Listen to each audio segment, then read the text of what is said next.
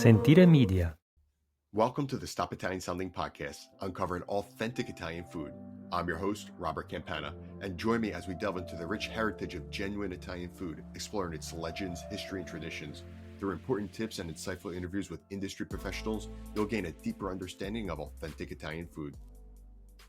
Welcome back, everyone, to the Stop Italian Sounding show, uncovering authentic Italian food.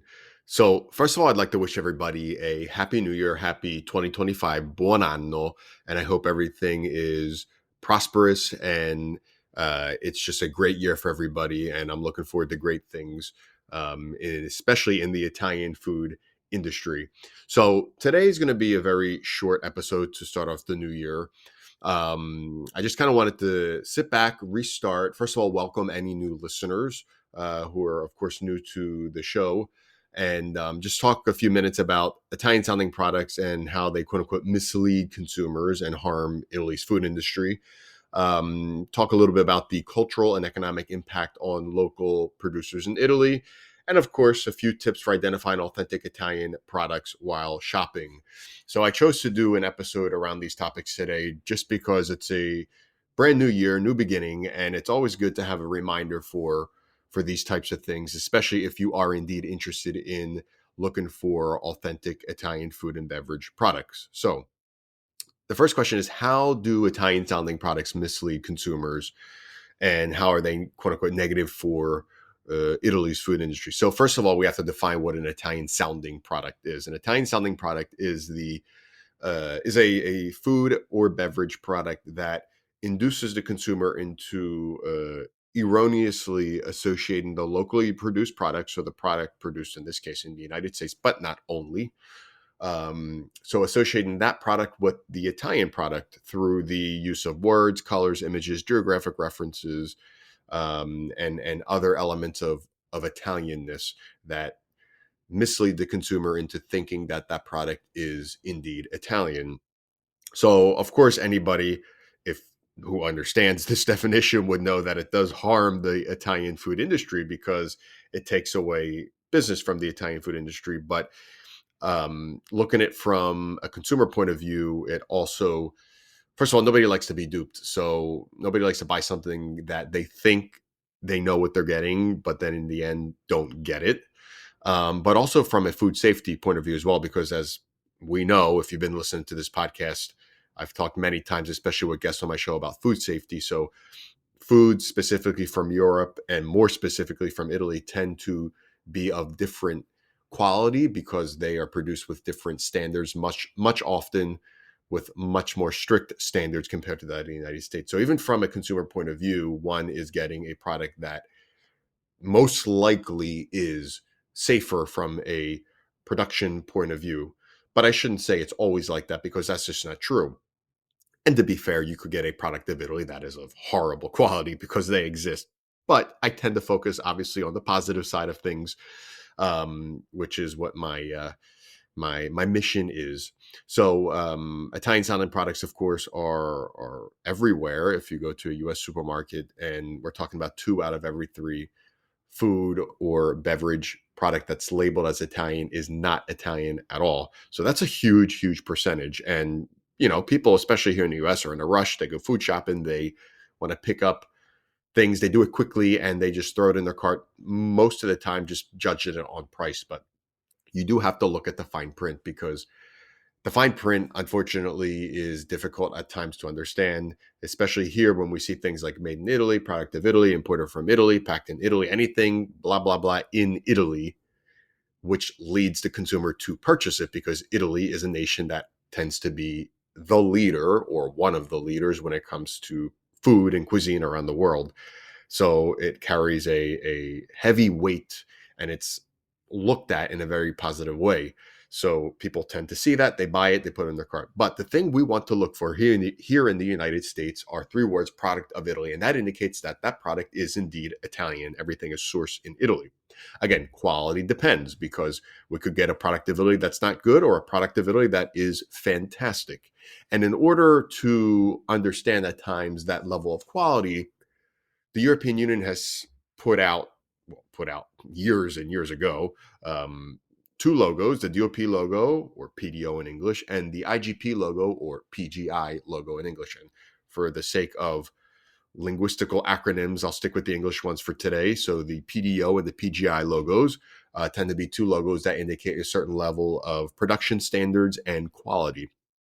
So the PGI logo is a blue and yellow logo, and the PDO logo, which happens to be the top of the top tier of these geographical indication logos, is red and yellow. And the PDO logo could be found on products like Gorgonzola, real Gorgonzola, of course, Parmigiano Reggiano, Pecorino Romano, Prosciutto di Parma, Prosciutto di San Daniele. So many, many different products. In fact, Italy is the nation within Europe that has the most protected geographical indicated products. So the most amount of PDO products, the most amount of PGI products, and that's testament to the quality of Italian food. So if you, again, to summarize, if you want to look for an Italian product, you look for product of Italy. If you want to look for specific quality, the easiest thing to look for is PGI, and then after that, PDO. Now, it is worth mentioning that some Italian products could be of fantastic quality without those logos. That's just a fact. And it's just a matter of knowing about that product, learning about that product, understanding how it's produced, where it comes from, and talking to people that know much about that product. So there, of course, also is a cultural impact on Italian sounding that Italian sounding products have on producers in Italy. So I'll make a very simple example. If here in the United States we're used to having, I'm just going to say mozzarella because most people tend to know that cheese. So mozzarella, that's nothing like mozzarella in Italy. I think of the classic dried shredded mozzarella in a bag that's labeled mozzarella here, but has nothing to do with what it actually is. It has a negative impact, a negative cultural impact, because people get used to that and they think that that's what it is. And the second they see the real deal, they say, "Oh wow." A lot of times I didn't know that, or maybe they don't like it, or maybe they're more negative to the actual real deal because they've been conditioned to think and believe what the fake mozzarella is. So that has a major impact on the culture when it comes to a culinary point of view. And obviously, there's an economic impact as well, which I've discussed many times. Given the fact that there are 2 out of every 3 Italian product to be Italian sounding, um, we're talking about an economic impact around the world, which is over 100 billion euros. So that is a huge, huge amount. Of course, it's not all possible to recuperate that because Italy is a small nation and cannot possibly fulfill the demand of the entire world. So Italian sounding, unfortunately, is not going to go anywhere. Nor is that my mission. My mission is not to close down all the Italian sounding productions. It's simply just to educate the consumer as to what's real and what's not real. Um, Speaking of education, there are a few tips to look for, or maybe red flags, I should say. A major red flag would be if you are purchasing a product and you see an exaggerated form of Italianness.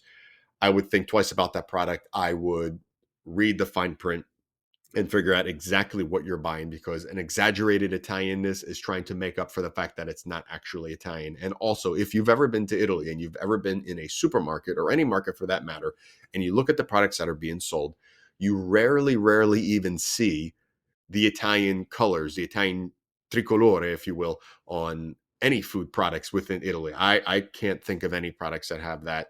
I'm sure some of them do, but it's not exaggerated. So coming back to here, if you do see the exaggerated form of Italianness, red flag. Also, if you see words that say Italian style, Italian inspired, red flag. Packed in Italy, imported from Italy, if they tend to be like the big words in the front, that's a red flag. That means that you should proceed to reading the fine print.